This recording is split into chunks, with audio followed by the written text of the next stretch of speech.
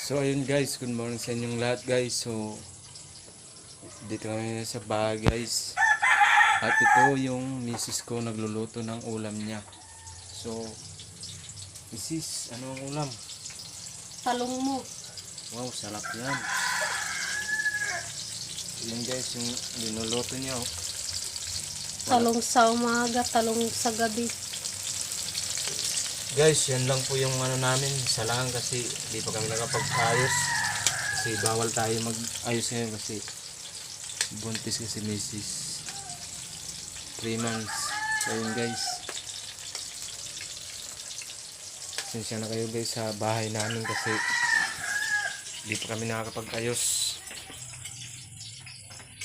Yun guys. Tsaka ito yung labas namin. Wow. Bali may mga alaga kaming manok guys.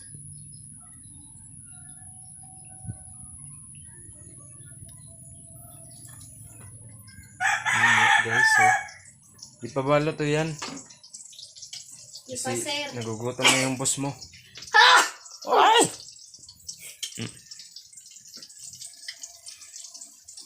So yun guys, yun lang muna yung update ng buhay mag-asawa vlog. Thank you for watching guys.